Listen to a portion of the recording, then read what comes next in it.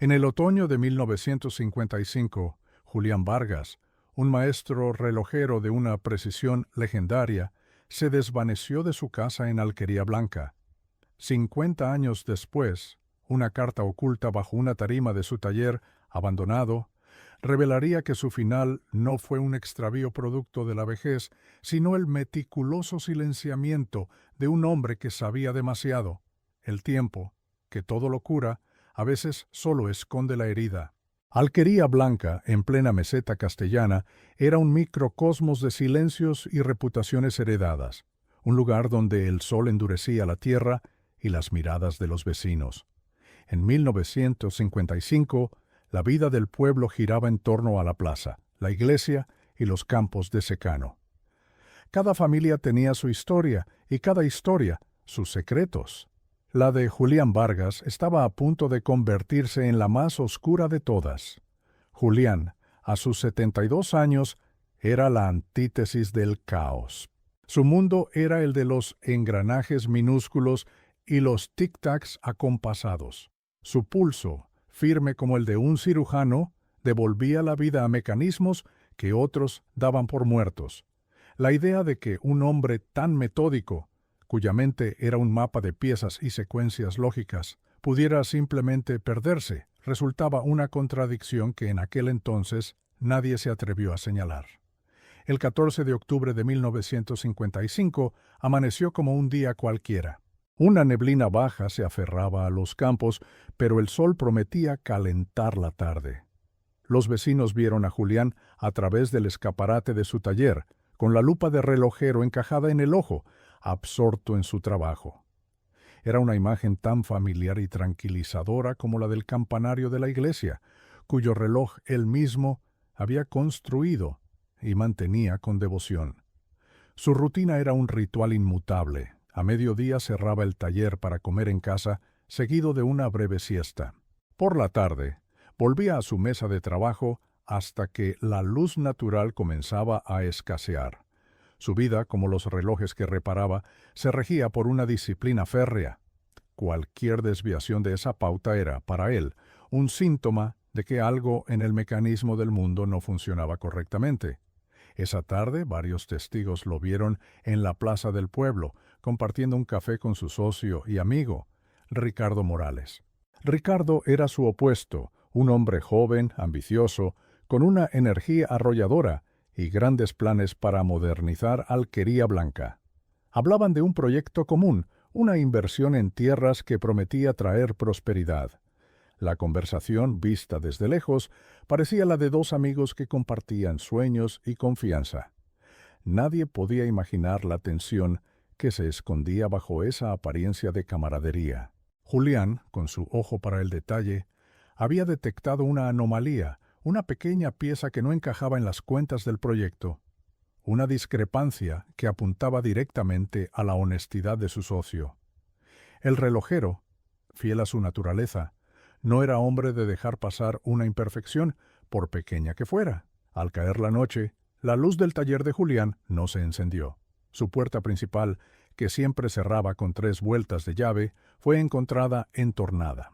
Dentro, todo estaba en un orden impoluto. Las diminutas herramientas descansaban en sus respectivos lugares. Un reloj de pared a medio reparar esperaba sobre la mesa. Solo faltaba su abrigo de paño grueso, el que usaba para los recados en las noches frías. Fue Ricardo Morales, con un rostro que reflejaba la más profunda de las preocupaciones, quien dio la voz de alarma. Organizó a los primeros vecinos, describiendo con detalle una conversación reciente en la que había notado a su amigo Julián distraído y olvidadizo. Plantó la semilla de una narrativa conveniente, la de un anciano brillante cuya mente de repente había comenzado a fallar. Una historia trágica, pero plausible. La Guardia Civil llegó al día siguiente. Su investigación fue breve, casi protocolaria. Confiaron plenamente en el testimonio de Ricardo, un hombre de creciente influencia y reputación intachable en el pueblo. Él era el amigo afligido, el socio preocupado que lideraba las batidas por los campos cercanos, buscando a un hombre que, según su versión, se había perdido en los laberintos de su propia mente. Las partidas de búsqueda peinaron los alrededores durante una semana. Recorrieron los senderos, los olivares y las orillas del arroyo seco, llamando su nombre, hasta quedarse sin voz. Pero la vasta llanura castellana es experta en guardar secretos, y el cuerpo de Julián Vargas no apareció. La ausencia de un cadáver, en lugar de generar dudas, reforzó la teoría del anciano errante que se había alejado demasiado. Pronto, la búsqueda cesó. La conclusión oficial se asentó con la facilidad de la costumbre. Julián Vargas, afectado por una demencia senil repentina y fulminante, se había desorientado y había perecido en algún lugar remoto, su cuerpo probablemente devorado por los elementos. Una explicación triste y simple que permitía al pueblo pasar página sin hacer preguntas incómodas. Una verdad de conveniencia para todos. El caso se cerró formalmente en menos de un mes.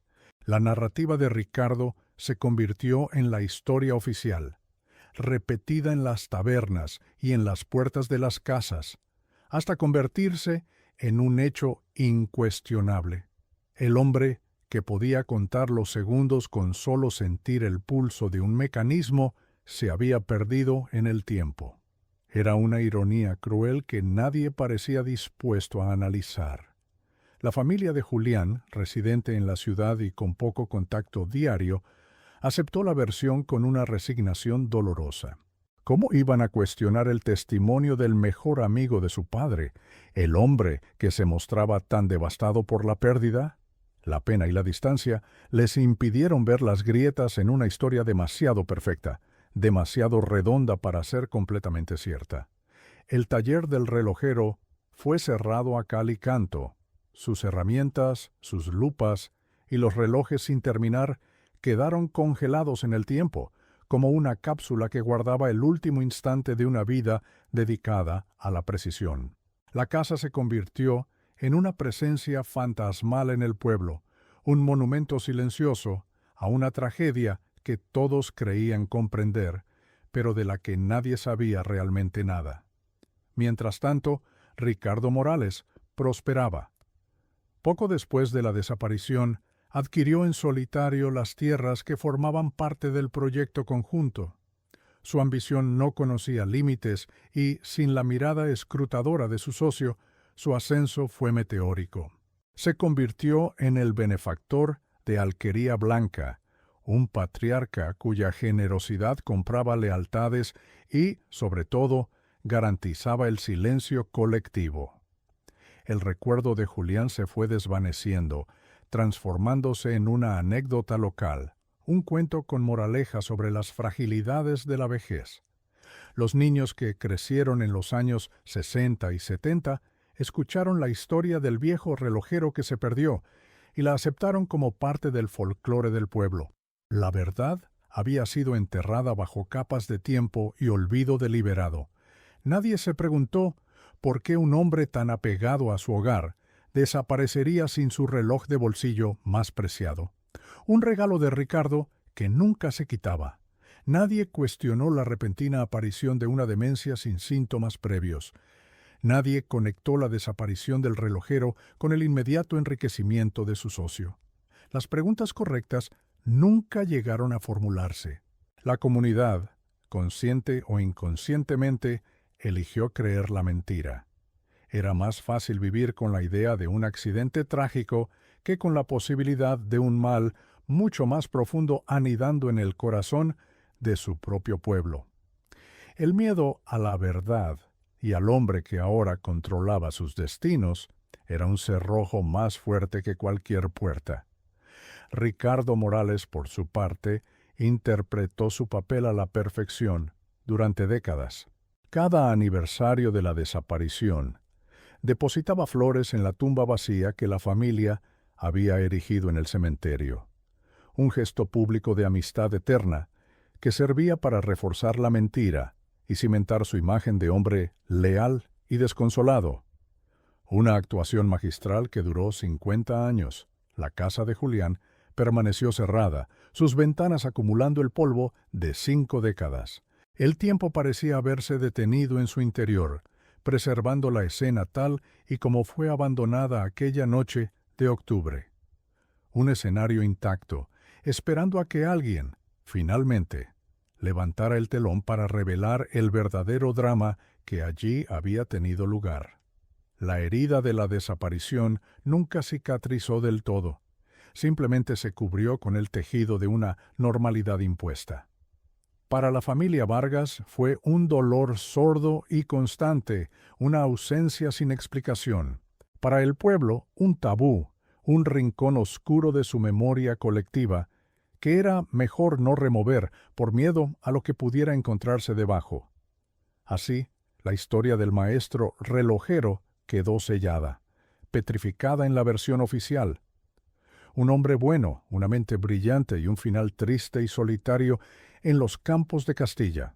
Una mentira cómoda, repetida 1000 veces, hasta adquirir la apariencia de una verdad inamovible, sólida como la piedra de la iglesia, cuyo reloj marcaba el paso de un tiempo cómplice. El olvido era el crimen perfecto, el cómplice silencioso que garantizaba la impunidad. Durante medio siglo nadie buscó más allá de lo evidente, nadie se atrevió a tirar del hilo suelto. Pero el silencio, como la madera de una casa vieja, a veces se agrieta, esperando tan solo la presión adecuada para revelar lo que oculta en su interior. Y esa presión estaba a punto de llegar. 50 años exactos después, en el otoño de 2005, el silencio de la casa del relojero se rompió. Una joven pareja de Madrid, buscando un refugio de la ciudad, compró la propiedad abandonada, atraída por su encanto anclado en el tiempo. Su plan era simple, una reforma integral que respetara la estructura original, pero que insuflara nueva vida a las estancias dormidas. No sabían que, al despertar la casa, también despertarían una verdad que el pueblo se había esforzado medio siglo en mantener enterrada. La primera palanca que movieron no fue para derribar un muro, sino para levantar el velo de una mentira. Durante las primeras semanas de la obra, un carpintero local fue contratado para sustituir el viejo y desgastado suelo de madera del taller. Era un hombre mayor que recordaba vagamente la historia del relojero perdido. Mientras levantaba con cuidado una de las tarimas centrales, justo debajo de la viga maestra, su herramienta golpeó algo hueco. Intrigado, forzó la tabla y descubrió un pequeño compartimento tallado en la propia viga. Dentro, protegido del polvo y la humedad, había un sobre de papel grueso, sellado con lacre rojo. La caligrafía era elegante, precisa, la de un hombre acostumbrado a la minuciosidad. El sobre no tenía destinatario, solo una inscripción en el reverso: para quien pueda impartir justicia, cuando la mía ya no tenga voz. La pareja, consciente de que tenía en sus manos algo más que un simple hallazgo, sintió el peso de la responsabilidad. Tras una breve investigación en los archivos del ayuntamiento y algunas llamadas, localizaron a la única descendiente directa conocida de Julián Vargas, su nieta Elena, una historiadora residente en Toledo. Para ella, la historia de su abuelo era una sombra lejana, una tragedia familiar aceptada con la resignación que impone el tiempo y la falta de respuestas. Elena, una mujer de 40 años cuya carrera se basaba en desenterrar verdades olvidadas de la historia, siempre había evitado la de su propia familia. Era un tabú, un dolor sordo que era más fácil no tocar. Cuando recibió la llamada desde Alquería Blanca, una mezcla de escepticismo y un temor indefinido la invadió. Aceptó recibir el paquete por correo certificado, preparándose para encontrar las divagaciones de un anciano, confirmando así la historia que siempre le habían contado. Lo que recibió, sin embargo, no fue una confirmación, sino la demolición de toda su historia familiar. Con manos temblorosas, rompió el sello de cera que había permanecido intacto durante 50 años. La tinta, aunque desvaída, era perfectamente legible. La letra de su abuelo era firme, clara, sin un solo atisbo de la confusión o el temblor que se asocian a la demencia. No era una despedida confusa, sino un testimonio lúcido y aterrador. una crónica detallada de sus últimas semanas de vida, escritas con la precisión de un relojero que sabe que su propio tiempo se está agotando. El impacto de la primera frase la dejó sin aliento, anclándola a la silla de su despacho. La carta describía con una claridad escalofriante cómo había descubierto una sistemática malversación de fondos en el proyecto de tierras que compartía con Ricardo Morales. Julián había encontrado pruebas de que su socio estaba utilizando el dinero común para adquirir terrenos de forma fraudulenta, engañando a otros propietarios y desviando beneficios. La narrativa oficial del amigo leal y preocupado se desmoronaba con cada palabra que leía. Su abuelo no estaba perdiendo la cabeza, al contrario, la tenía más clara que nunca, y eso, precisamente, había sido su sentencia de muerte. Planeo enfrentarme a él esta misma noche, 14 de octubre de 1955, escribía Julián. Le he convocado en el taller con el pretexto de revisar unos documentos. Si algo me ocurre, si desaparezco, que nadie dude que ha sido obra suya. No soy un anciano senil que se pierde en el campo, soy un testigo que sabe demasiado. La carta era una premonición, un último acto de un hombre metódico que, incapaz de evitar su destino, se aseguró de dejar un rastro que la mentira no pudiera borrar por completo, confiando en que el tiempo, su especialidad, acabaría por revelarlo. La revelación más crucial, sin embargo, estaba contenida en una enigmática postdata. La prueba irrefutable de su engaño, el libro de cuentas donde registré cada uno de sus robos, está a buen recaudo. La he escondido donde el tiempo del pueblo se detiene y avanza a la vez. Para Elena, esa frase era un desafío directo, un encargo póstumo. La historia de un accidente trágico se había transformado en cuestión de minutos en la crónica de un asesinato premeditado. La melancolía familiar dio paso a una furia fría y a una determinación inquebrantable de hacer justicia. El caso de la desaparición de Julián Vargas, cerrado y polvoriento en los archivos de la Guardia Civil, se reabrió de golpe en la mente y el corazón de su nieta. La narrativa oficial no solo era falsa, sino que había sido una cortina de humo deliberada, orquestada por el propio asesino para garantizar su impunidad. La demencia senil no fue la causa, sino el arma que Ricardo Morales usó para matar la reputación de su abuelo antes de quitarle la vida. Elena comprendió que durante 50 años el pueblo entero había sido cómplice voluntaria o involuntariamente de esa mentira. Su decisión fue instantánea. Hizo las maletas, cogió la carta y condujo hacia Alquería Blanca, un lugar que solo conocía por las tristes historias de su infancia. Se dirigía no solo a la cuna de su familia, sino al escenario de un crimen. Cada kilómetro que la acercaba a la meseta castellana era un paso hacia un pasado peligroso, un nido de secretos protegido por un pacto de silencio que ahora ella, armada con la caligrafía de un muerto, pretendía hacer añicos. Ya no era solo una historiadora, se había convertido en una investigadora, en la última voz de su abuelo. Al llegar a Alquería Blanca, el pueblo parecía una postal detenida en el tiempo, casi idéntico a las viejas fotografías que conservaba su familia. Pero, bajo esa superficie apacible, Elena sintió una corriente de tensión. Las miradas de los vecinos eran esquivas, las conversaciones se interrumpían a su paso. El nombre de Julián Vargas era un fantasma que nadie deseaba invocar, y el de Ricardo Morales se pronunciaba con una mezcla de reverencia y temor. El anciano, ahora con 90 años, era el patriarca indiscutible, el benefactor cuya generosidad había comprado la lealtad y el silencio de generaciones. Elena se enfrentó a un muro. Cuando intentaba preguntar a los más ancianos del lugar sobre 1955, se encontraba con respuestas evasivas, fallos de memoria repentinos o un simple y rotundo «de eso no se habla». La historia oficial estaba tan arraigada que cuestionarla era como cuestionar la propia identidad del pueblo. Ricardo Morales había financiado la nueva escuela, la restauración de la iglesia, las fiestas patronales, todos le debían algo.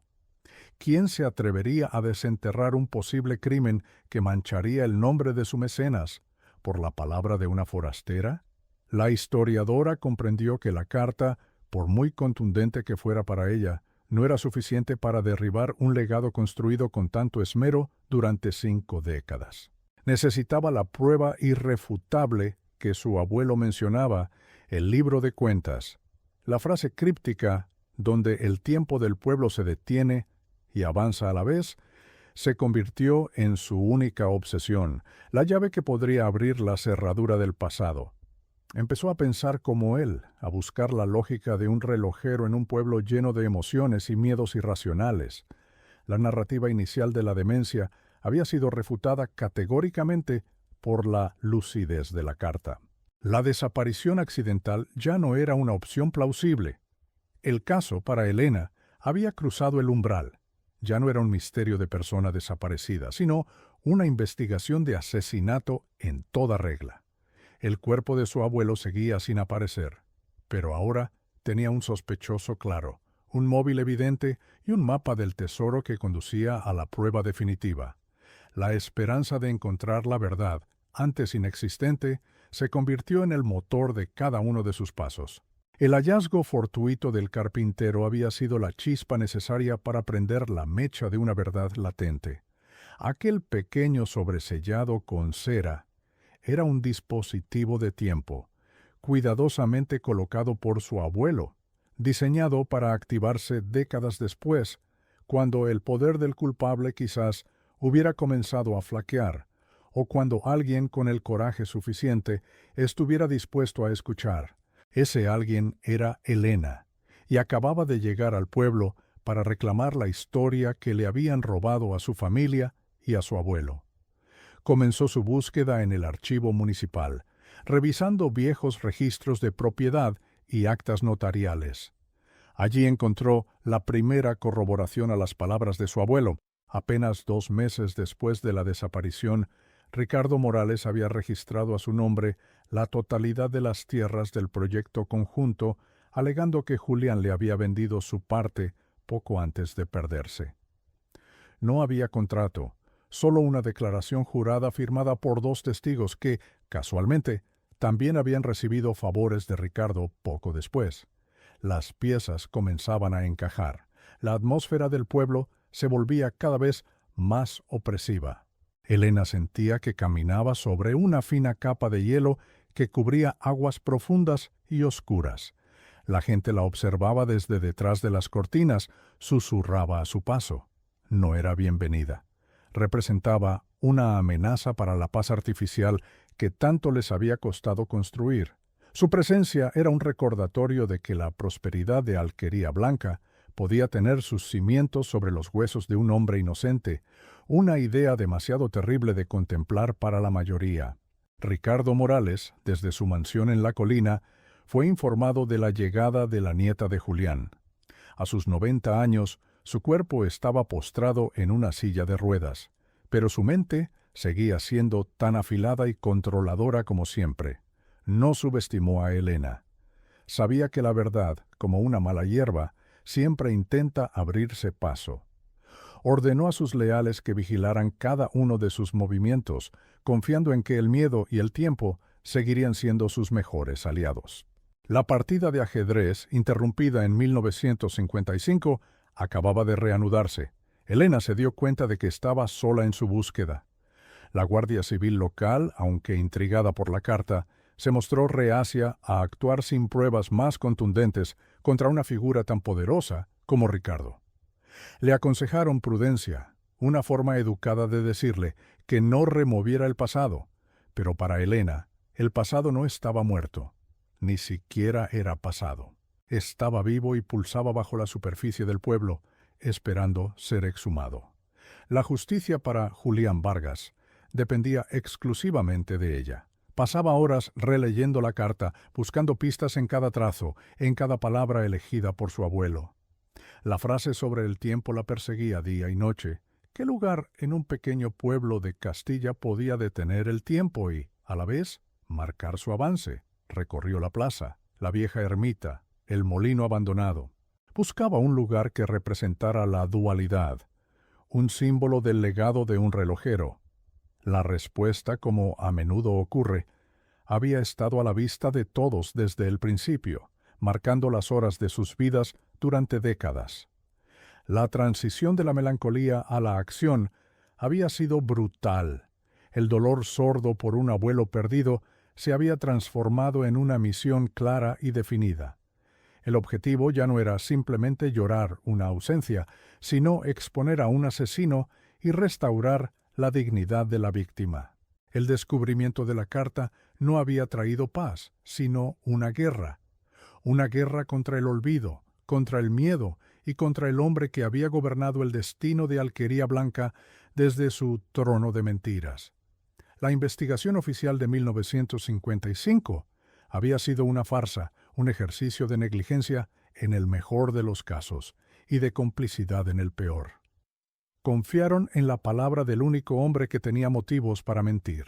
No buscaron más allá porque la versión de Ricardo era cómoda, simple y no implicaba a nadie importante. Cerraron el caso y con él la puerta a la verdad. Elena estaba allí para derribar esa puerta a patadas, aunque tuviera que hacerlo sola y con el pueblo entero en su contra. El detonante accidental, el gesto de un carpintero levantando una tabla, había puesto en marcha un mecanismo mucho más complejo que el de cualquier reloj. Había activado una cadena de consecuencias imprevisibles que amenazaba con derrumbar el orden social de Alquería Blanca. La nueva esperanza de resolución era un arma de doble filo. Podía traer justicia, pero también podía destruir la frágil paz del pueblo, exponiendo las viejas cobardías y complicidades que todos preferían olvidar. La figura de Julián Vargas se agigantaba en la mente de Elena. Ya no era solo el abuelo de una fotografía descolorida, sino un hombre de una integridad y una valentía inmensas.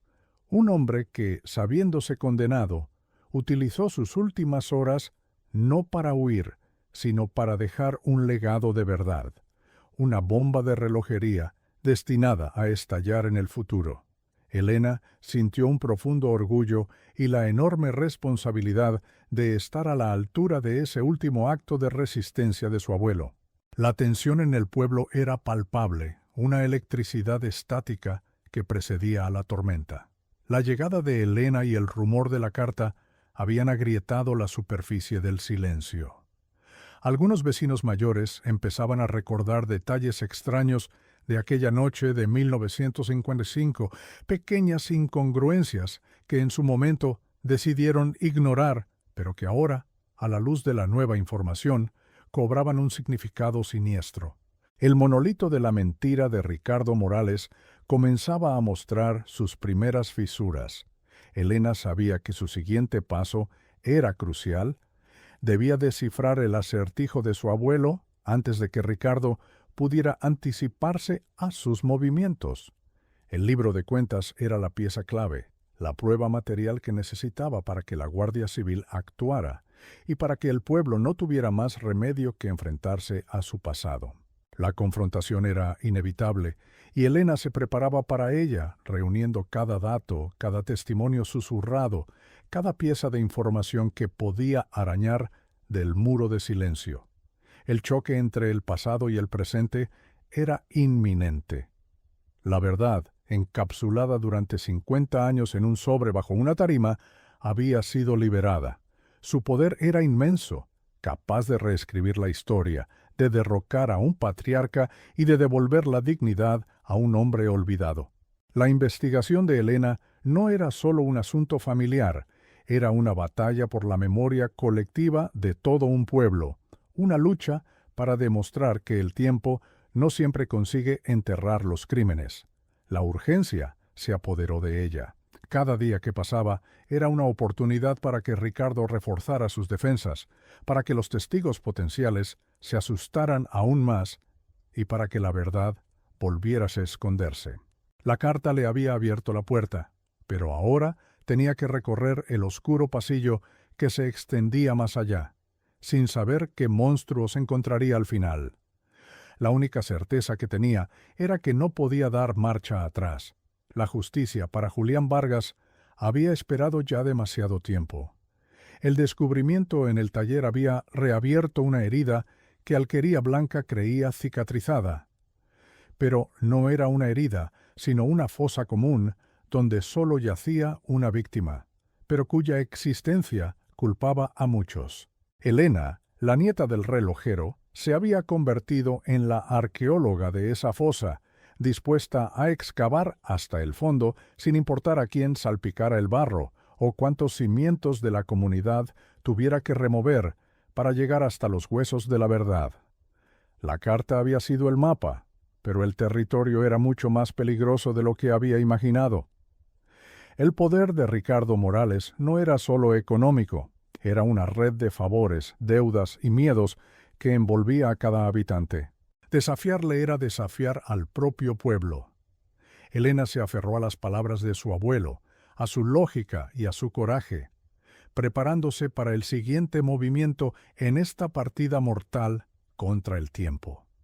Pero esa carta, que parecía una respuesta definitiva, era en realidad la primera pieza de un puzzle macabro que nadie en Alquería Blanca estaba preparado para resolver. La investigación de Elena comenzó no con una sirena de policía, sino con el susurro polvoriento de las páginas en el archivo municipal. Armado con la carta de su abuelo, su primer objetivo era desmantelar la narrativa oficial desde sus cimientos. Sabía que enfrentarse directamente al muro de silencio del pueblo sería inútil sin una base sólida de pruebas documentales. Su instinto de historiadora le decía que el papel no miente de la misma manera que lo hacen los hombres. Necesitaba encontrar la primera grieta en la fachada de Ricardo Morales, y los registros públicos eran el cincel perfecto para empezar a golpear. La verdad de 1955 no estaba en los recuerdos temerosos de los vivos, sino en la tinta indeleble de los muertos. El archivero, un hombre de mediana edad que debía su puesto a una recomendación del propio Ricardo, la recibió con una cortesía gélida. Le concedió acceso a los legajos de 1955 y 1956, convencido de que no encontraría nada más que polvo y datos intrascendentes. Elena, sin embargo, buscaba con un propósito. Ignoró los informes de la Guardia Civil, que ya sabía que eran un eco de la versión de Ricardo, y se centró en las actas notariales y los registros de la propiedad. Buscaba la anomalía, la transacción que no encajaba, el movimiento financiero que delatara la verdadera motivación detrás de la desaparición de su abuelo. La encontró en menos de 2 horas. Fechada el 17 de diciembre de 1955, apenas 2 meses después de que Julián Vargas fuera declarado oficialmente desaparecido, una escritura registraba la venta de una vasta extensión de tierras de secano. El vendedor era Julián Vargas, representado por una autorización legal que él mismo supuestamente había firmado una semana antes de desvanecerse. El comprador era Ricardo Morales. El precio de la transacción era tan absurdamente bajo que resultaba más una donación que una venta. Era la prueba tangible de que el proyecto de tierras había sido el epicentro del conflicto y que Ricardo no había perdido el tiempo en asegurarse el botín. El documento era una obra maestra del engaño. La firma de su abuelo, aunque hábilmente imitada, carecía de la presión y la fluidez características que Elena conocía por la carta. Era una falsificación, una herramienta para legitimar un robo a plena luz del día. Los testigos de la firma eran 2 agricultores locales cuyos nombres, tras una rápida consulta de los registros posteriores, aparecieron como beneficiarios de préstamos a bajo interés concedidos por un consorcio recién creado por Ricardo. No era solo un asesinato, había sido una conspiración meticulosamente planificada, con cómplices comprados y un rastro de papel diseñado para parecer legítimo a ojos de una investigación superficial. Con esta primera prueba en su poder, Elena cambió de estrategia. Ahora podía enfrentarse a los testigos del pasado, no con preguntas abiertas, sino con hechos concretos. Su primera visita fue a Isabel, una mujer de 87 años que en 1955 era una joven camarera en el único café de la plaza. La encontraron en una pequeña casa en las afueras, cuidando de sus geranios. Al principio, Isabel se mostró reacia, repitiendo la historia oficial como una letanía aprendida. Pero cuando Elena le mostró la copia del registro de la propiedad y le preguntó por la supuesta amistad inquebrantable entre los socios, la anciana vaciló. Isabel recordaba perfectamente la tarde del 14 de octubre. Vio a Julián y a Ricardo sentados en la terraza, pero su conversación no fue la de dos amigos que compartían sueños. Fue una discusión tensa, en voz baja, pero cargada de una hostilidad palpable. Recordaba a Julián gesticulando con un fajo de papeles y la cara de Ricardo, una máscara de furia contenida. Don Julián estaba enfadado, muy enfadado. Y don Ricardo, él no parecía preocupado, como dijo después. Parecía acorralado, confesó Isabel, su voz temblorosa rompiendo un silencio de 50 años. Esta revelación pulverizaba uno de los pilares de la coartada emocional de Ricardo, la imagen del amigo afligido. El testimonio de Isabel abrió una pequeña compuerta en el dique del miedo. Elena localizó a otro anciano, Mateo, que en aquella época era un muchacho que hacía recados. Recordaba algo que siempre le había parecido extraño. La noche de la desaparición, mientras volvía a casa, vio el coche de Ricardo Morales aparcado en un camino de tierra detrás del taller de Julián, no delante, donde habría sido visible para todos. Lo vio salir del callejón trasero minutos antes de la medianoche, mucho después de la hora en que supuestamente se había ido a casa preocupado. Ricardo nunca mencionó haber vuelto al taller esa noche. ¿Por qué ocultaría ese segundo encuentro? Cada nueva pieza de información contradecía directamente las declaraciones que Ricardo había hecho a la Guardia Civil en 1955. Él afirmó haberse despedido de Julián en la plaza a las 7 de la tarde y no haber vuelto a saber de él.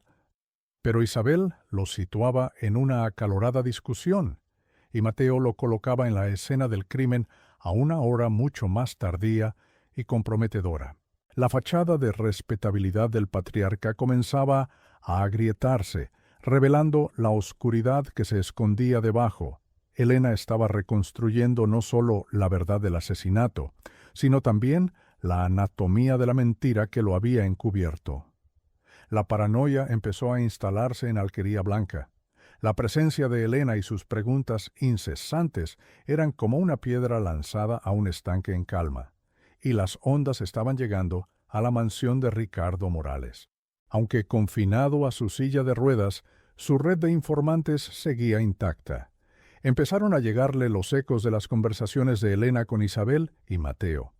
El anciano, por primera vez en 50 años, sintió que el control férreo que ejercía sobre el pasado del pueblo comenzaba a resbalar de sus manos. Su reacción no fue de pánico, sino de una fría y calculada hostilidad. Elena empezó a sentirse observada. Los mismos vecinos que antes la ignoraban, ahora la seguían con la mirada, una mezcla de curiosidad y advertencia. Recibió una visita del alcalde, un hombre cuya carrera política había sido enteramente financiada por Ricardo, sugiriéndole amablemente que dejara de molestar a los ancianos y remover tragedias olvidadas. La amenaza era sutil, envuelta en una falsa preocupación por la paz de la comunidad, pero el mensaje era inequívoco. Estaba adentrándose en un territorio peligroso, y el dueño de ese territorio no iba a permitirlo. La presión, en lugar de intimidarla, la impulsó. Comprendió que el miedo del pueblo era directamente proporcional a la magnitud del secreto que guardaba. Si Ricardo se sentía amenazado, era porque ella estaba en el camino correcto. Volvió a centrarse en la evidencia material. Necesitaba la prueba irrefutable que su abuelo había prometido en la carta. Sabía que sin un cuerpo o una confesión, su creciente montaña de pruebas circunstanciales podría no ser suficiente para condenar a un hombre tan poderoso, incluso a sus 90 años. La clave estaba en el acertijo, donde el tiempo del pueblo se detiene y avanza a la vez. La frase resonaba en su mente día y noche. ¿Qué podía significar? Su abuelo era un hombre de lógica, no de poesía. El acertijo tenía que tener una solución literal, una respuesta anclada en la realidad física de Alquería Blanca. Elena recorrió cada rincón del pueblo con la mirada de un descifrador de códigos. Pensó en el viejo reloj de sol en la plaza, que marcaba el tiempo pero estaba detenido en su esencia de piedra. Descartado. Pensó en el molino de agua, cuyas ruedas avanzaban con el río, pero cuya estructura estaba anclada en el pasado. Demasiado metafórico. La investigación metodológica se convirtió en su única rutina. Por la mañana, analizaba los documentos y cruzaba datos. Por la tarde, buscaba a los pocos testigos que aún vivían, intentando extraer de sus memorias fragmentadas algún detalle que hubiera pasado desapercibido. Por la noche, se sentaba en la vieja casa de su abuelo, rodeada de los fantasmas de su pasado, releyendo la carta una y otra vez, buscando una inflexión en la caligrafía, una palabra oculta, una pista que se le hubiera escapado.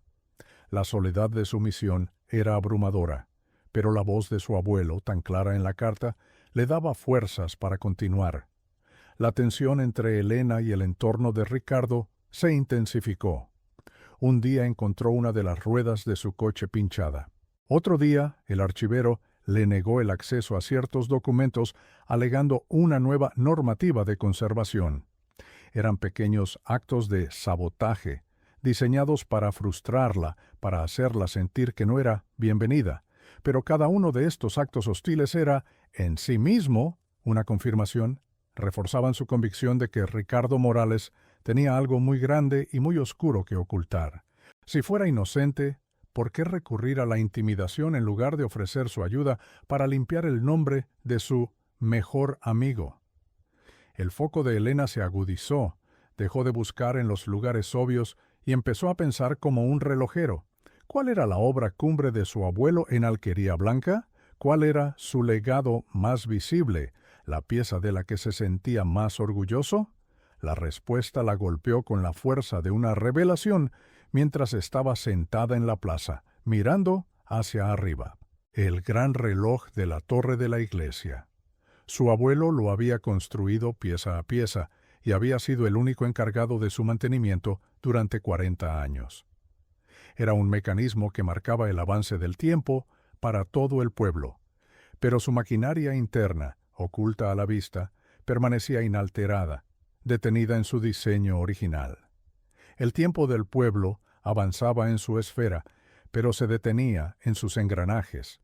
Era la solución perfecta, una respuesta tan elegante y precisa como los mecanismos que su abuelo amaba. El libro de cuentas, la prueba definitiva del fraude de Ricardo, tenía que estar allí, oculto en el corazón mecánico de Alquería Blanca, un lugar al que solo Julián tenía acceso y conocimiento íntimo, un escondite perfecto, protegido por la altura, la santidad del lugar y la complejidad de su propia creación. De repente, el camino a seguir se iluminó con una claridad cegadora. Ahora se enfrentaba a un nuevo obstáculo: cómo acceder al interior de un reloj centenario en la torre de una iglesia cuyo párroco actual, como casi todos en el pueblo, estaba en deuda con Ricardo Morales. Necesitaría algo más que una simple petición, necesitaría una estrategia para convencer al sacerdote de que permitirle el acceso era un acto de justicia divina, no una profanación. La investigación entraba en su fase más crítica. Estaba a punto de llamar a la puerta del único lugar del pueblo que, teóricamente, estaba por encima del poder terrenal de Ricardo. La reconstrucción de la línea de tiempo era casi completa. La discusión en el café, la falsificación de la firma, la compra fraudulenta de las tierras, la presencia de Ricardo en el taller a una hora inexplicada. Todo apuntaba a un enfrentamiento que había terminado de la peor manera posible. Julián, un hombre de principios inquebrantables, había confrontado a su socio con las pruebas de su traición. Ricardo, un hombre de ambición desmedida, había respondido con una violencia definitiva, silenciando a la única persona que podía interponerse en su camino hacia la riqueza y el poder. La narrativa oficial de la demencia senil no era solo una mentira, sino un acto de crueldad adicional.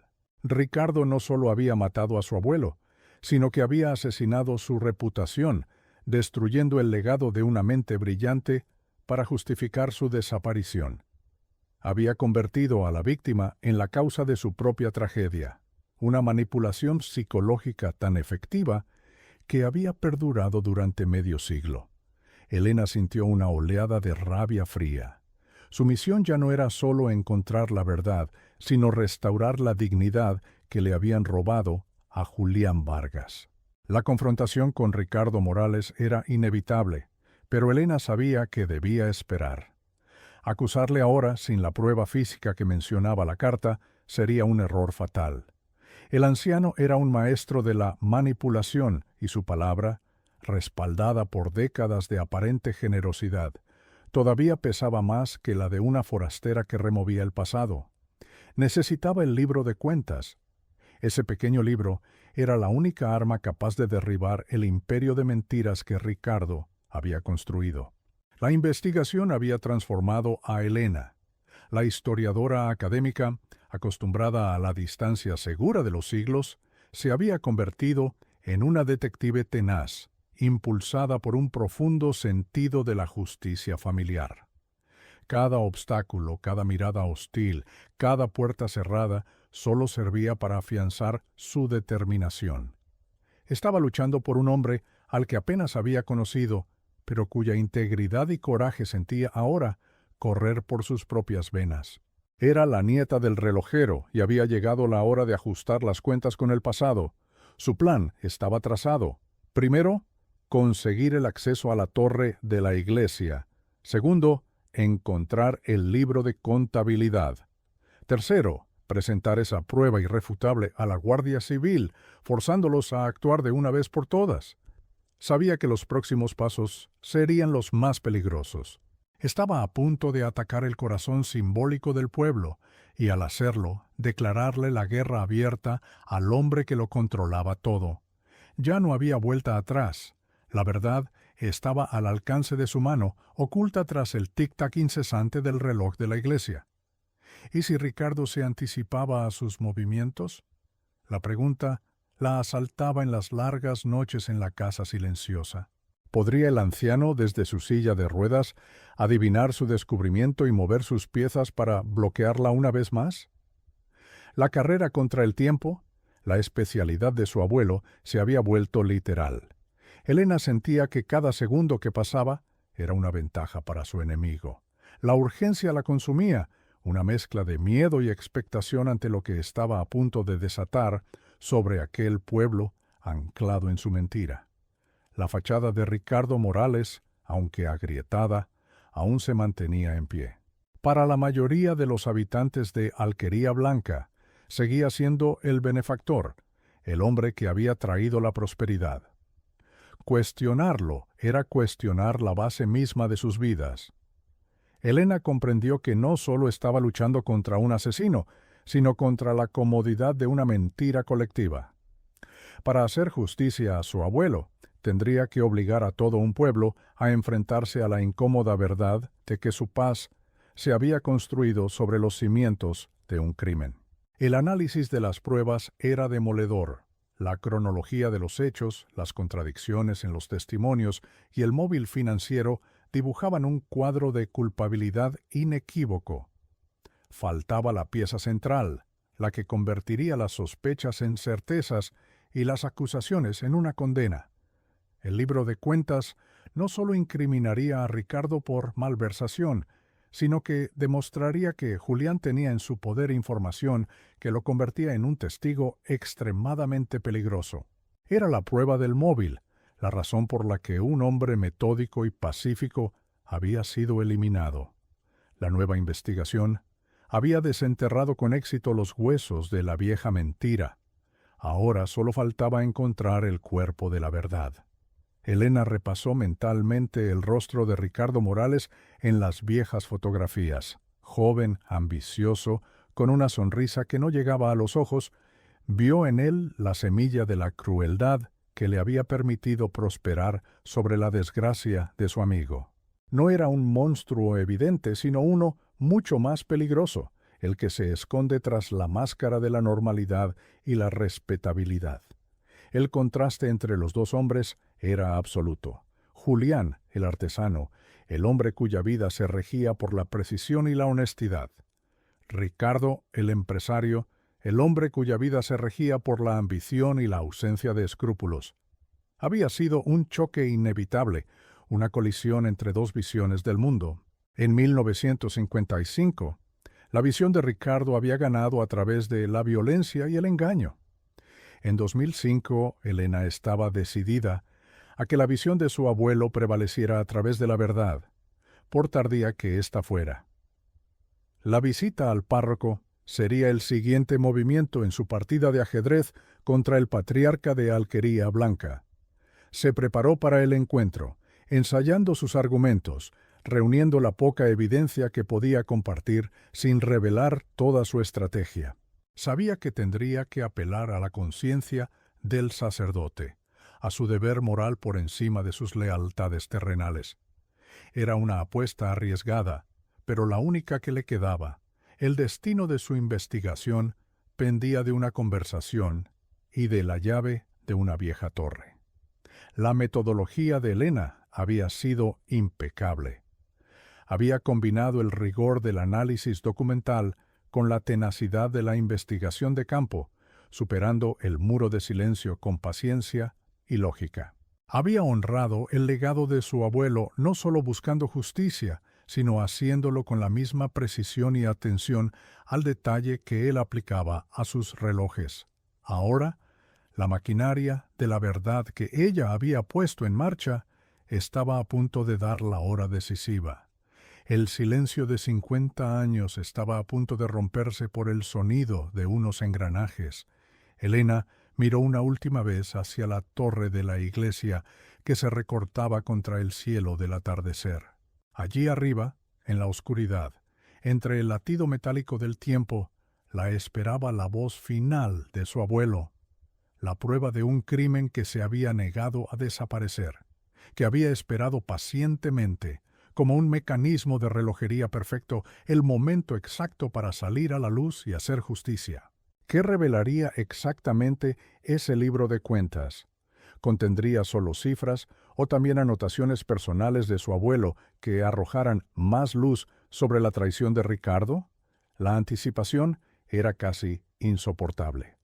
Elena se dio cuenta de que no solo buscaba una prueba para condenar a un asesino, sino una conexión más profunda con el abuelo que le habían arrebatado, una oportunidad de entender sus últimos días y la valentía con la que se enfrentó a su destino. La figura de Ricardo Morales se cernía sobre todo el pueblo, un anciano en una silla de ruedas cuyo poder era tan inmenso como el secreto que guardaba. Su declaración original a la Guardia Civil, que Elena había memorizado, era ahora una sarta de mentiras evidentes. Estaba distraído, olvidadizo. Me despedí de él en la plaza y no volví a verle. Cada frase era una falsedad calculada, una pincelada en el retrato ficticio que había pintado para el mundo. Desmontar ese retrato se había convertido en la obsesión de Elena. La investigación había llegado a un punto de no retorno. Las verdades a medias y los secretos susurrados habían dado paso a un conjunto de pruebas coherentes y condenatorias. La historia de un anciano perdido se había desvanecido para siempre, reemplazada por la cruda realidad de un asesinato por codicia. El pueblo de Alquería Blanca, lo supiera o no, estaba al borde de un cataclismo que redefiniría su historia y su identidad. La reconstrucción de la verdad estaba casi completa, pero la parte más peligrosa apenas comenzaba. Elena tenía el mapa que conducía al tesoro probatorio, pero para llegar a él tendría que atravesar el territorio del dragón. Un dragón anciano y debilitado físicamente, pero cuya mente seguía siendo tan letal y despiadada como 50 años atrás. Se dirigió hacia la casa parroquial, con la carta de su abuelo guardada en el bolsillo como un talismán.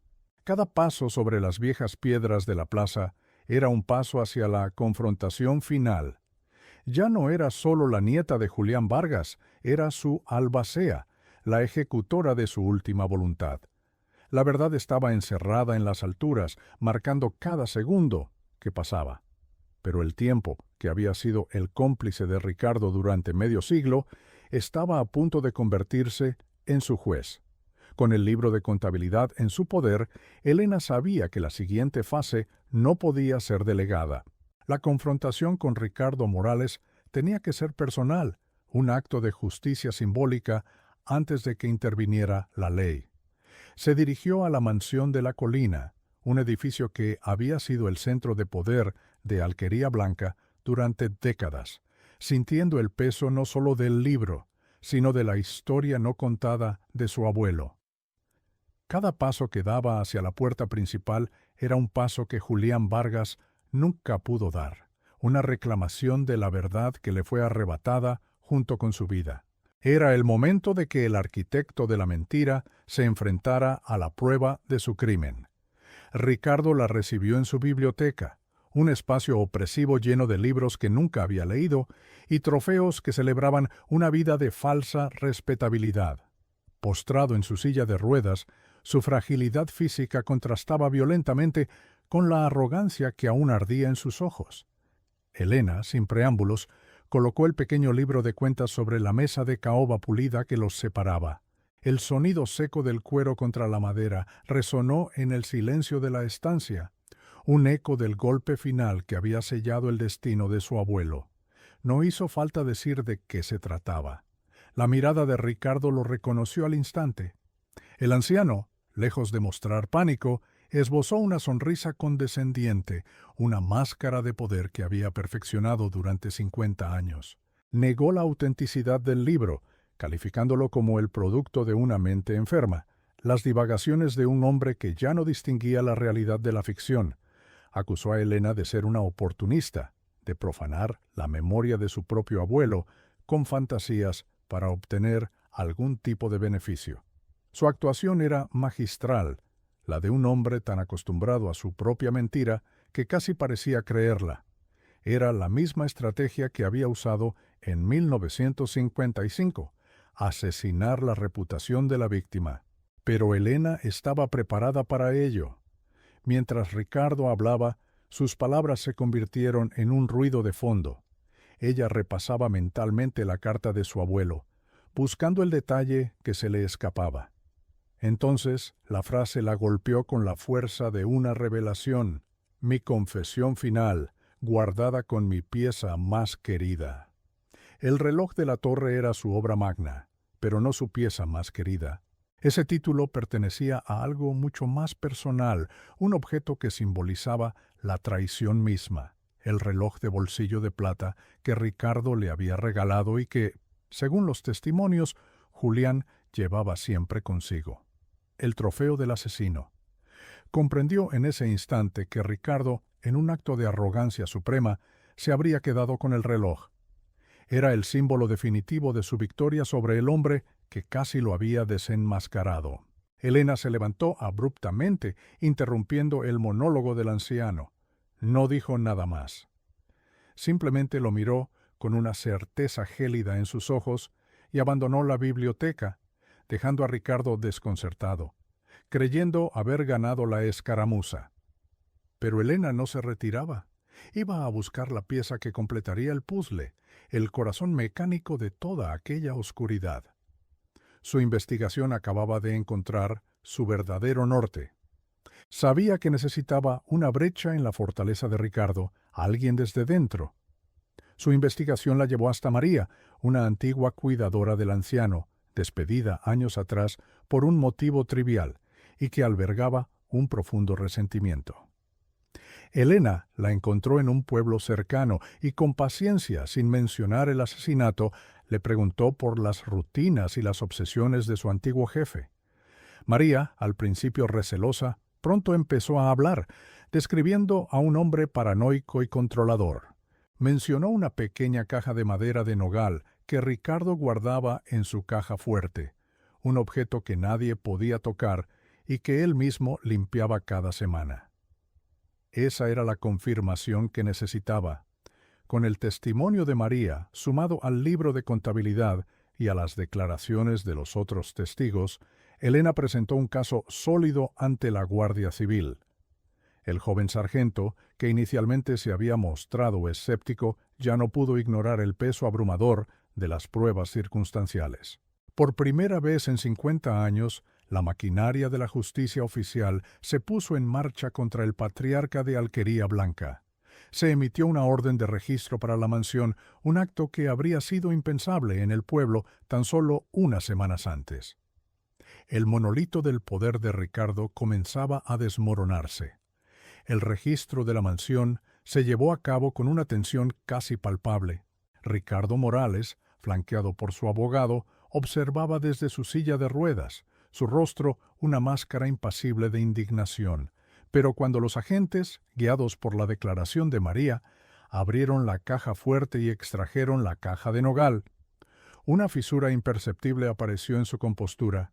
El pasado, que él creía haber enterrado bajo capas de dinero y miedo, estaba regresando para reclamar lo que era suyo en la forma de una simple caja de madera. El tiempo, finalmente, se le estaba agotando. Dentro de la caja, entre medallas y viejos documentos, estaba el reloj de bolsillo de plata. Brillaba bajo la luz artificial de la biblioteca, un objeto hermoso y letal. Elena lo tomó con manos enguantadas, su corazón latiendo con una mezcla de pavor y expectación. Como nieta de un relojero, sabía qué buscar. Con la ayuda de una pequeña herramienta, abrió un compartimento secreto en la tapa trasera, un mecanismo oculto cuya existencia solo un artesano de la talla de su abuelo podría haber diseñado. Dentro, doblado hasta alcanzar un tamaño minúsculo, había un trozo de papel amarillento. Un agente de la Guardia Civil desplegó el papel con sumo cuidado. La caligrafía, aunque apresurada, era inconfundiblemente la de Julián Vargas. El texto era breve, escrito con la urgencia de un hombre que sabe que sus minutos están contados. Ricardo vendrá esta noche. Le he dicho que lo sé todo. Si lees esto, él me ha matado y mi cuerpo descansa bajo el viejo pozo de su finca. La nota fechada el 14 de octubre de 1955 era una confesión póstuma, una voz que viajaba a través de 5 décadas para señalar a su asesino y revelar su propia tumba. El silencio en la biblioteca fue absoluto, roto solo por el sonido ahogado de la respiración de Ricardo. La fachada del anciano se derrumbó por completo.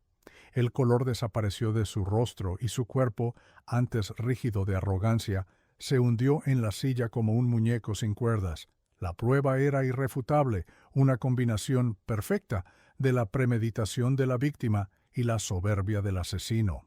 La nota no solo lo incriminaba, sino que también revelaba la localización del cuerpo, la pieza final que la justicia necesitaba. La partida de ajedrez que había durado medio siglo había terminado. Jaque mate. Julián Vargas, el maestro del tiempo, había ganado desde la tumba. La excavación en la finca de Ricardo comenzó esa misma tarde. No tardaron en encontrar los restos óseos bajo los cimientos del viejo pozo cegado, exactamente donde la nota indicaba. Junto a los huesos encontraron los botones de un abrigo de paño grueso. La verdad, en su forma más cruda y material, había sido finalmente exhumada. La noticia recorrió Alquería Blanca como una onda de choque, demoliendo el mito del benefactor y obligando a cada habitante a enfrentarse a la incómoda realidad de que su prosperidad se había cimentado sobre un crimen atroz y un pacto de silencio colectivo. Enfrentado a la evidencia incontestable, Ricardo Morales confesó. Con una voz monótona desprovista de emoción, relató la discusión en el taller. Julián, inflexible en su honestidad, le había dado un ultimátum: o devolvía el dinero malversado y confesaba a los demás propietarios, o lo denunciaría. En un arrebato de pánico y furia, Ricardo lo había empujado. Julián cayó, golpeándose la cabeza contra el borde de la pesada mesa de trabajo. La muerte no fue planeada, pero el encubrimiento sí. Arrojó el cuerpo al pozo y durante los días siguientes construyó meticulosamente la mentira de la demencia senil. Una mentira que el pueblo estuvo demasiado dispuesto a creer. La justicia, aunque tardía, fue implacable. A pesar de su edad y su estado de salud, Ricardo Morales fue condenado por asesinato y sentenciado a pasar el resto de sus días bajo arresto domiciliario, una prisión dorada que no podía mitigar la vergüenza de su caída. Su nombre, antes venerado, se convirtió en sinónimo de traición. El imperio que había construido sobre la tumba de su amigo se desmoronó, y el pueblo de Alquería Blanca tuvo que aprender a vivir con el fantasma de su propia complicidad, con la mancha indeleble de un crimen que habían elegido ignorar durante demasiado tiempo. Días después, se celebró el funeral de Julián Vargas. 50 años después de su muerte, el maestro relojero recibió finalmente un entierro digno. Elena se encontraba frente a la lápida recién grabada, sintiendo cómo un ciclo de dolor y ausencia se cerraba por fin. No había alegría en la victoria, solo una profunda y agridulce sensación de paz. Había cumplido el encargo póstumo de su abuelo, no solo desenmascarando a su asesino, sino restaurando su identidad, la de un hombre íntegro y valiente, cuya mente permaneció lúcida hasta el último segundo. Para Elena, la resolución del misterio fue también una resolución personal. La historiadora que desenterraba las verdades de extraños finalmente había hecho las paces con su propia historia. Comprendió que el pasado nunca muere del todo, simplemente espera pacientemente a que alguien tenga el coraje de escucharlo. La herida de su familia, una ausencia sin nombre, se había transformado en el legado de un héroe silencioso. Alquería Blanca, por su parte, iniciaba un lento y doloroso proceso de introspección, forzada a reescribir la historia que se había contado a sí misma. El taller del relojero, escenario del principio y el fin de la mentira, no fue vendido. Elena decidió conservarlo tal y como estaba, convirtiéndolo en un pequeño museo de la memoria. Las herramientas, las lupas y los engranajes permanecían en sus sitios, un testamento silencioso a una vida dedicada a la precisión y la verdad. Se convirtió en un lugar de peregrinación para los habitantes del pueblo, un recordatorio constante de que la integridad, al igual que los buenos mecanismos, perdura mucho más allá del tiempo y la traición. La revelación de la verdad trajo consigo una catarsis colectiva. Los ancianos que habían guardado silencio por miedo o conveniencia comenzaron a hablar, compartiendo pequeños detalles y recuerdos que, unidos, pintaban un retrato completo de la tiranía silenciosa de Ricardo. El pueblo, liberado del peso del secreto, empezó a sanar. La historia de Julián Vargas ya no era una anécdota trágica sobre la vejez, sino una leyenda sobre el coraje y la inevitable victoria de la verdad sobre la mentira, por muy arraigada que ésta esté. Elena pasó una última tarde en el taller, observando cómo el polvo danzaba en los rayos de luz que se filtraban por la ventana. Sintió la presencia de su abuelo no como un fantasma, sino como una fuerza tranquila, la certeza de que había hecho lo correcto. La justicia no había borrado el dolor de la pérdida, pero le había dado un significado. Había devuelto el equilibrio a una historia que había permanecido descompensada durante medio siglo, ajustando las manecillas del tiempo para que, finalmente, marcaran la hora correcta. El impacto de la verdad fue devastador y a la vez liberador. Destruyó la falsa paz de Alquería Blanca, pero la reemplazó con la posibilidad de construir una comunidad basada en una memoria honesta. La condena de Ricardo Morales no fue solo el final de un criminal, sino el final de una era de miedo y silencio autoimpuesto. La gente del pueblo aprendió una dura lección sobre la facilidad con que una mentira cómoda puede ser aceptada y el alto precio que, tarde o temprano, siempre hay que pagar por ella. La resolución emocional para Elena fue completa. El vacío que había sentido en su historia familiar ahora estaba lleno, no de respuestas sencillas, sino de una comprensión compleja del sacrificio, la codicia y la resistencia. Su abuelo, un hombre al que solo conocía a través de fotografías y relatos melancólicos, se había convertido en la figura más influyente de su vida, un faro de integridad cuya luz había tardado 50 años en llegar hasta ella. Su misión había terminado, pero el legado de Julián Vargas acababa de empezar. La historia del relojero se convirtió en un poderoso recordatorio de que ningún secreto está a salvo del paso del tiempo. La verdad, a veces, funciona como el más complejo de los mecanismos de relojería. Puede permanecer latente, oculta en la oscuridad durante décadas, esperando pacientemente el momento preciso. Pero cuando todas las piezas finalmente encajan en su lugar, su sonido es tan claro, tan potente y tan inevitable como el tañido de una campana que, al fin, anuncia la hora de la justicia.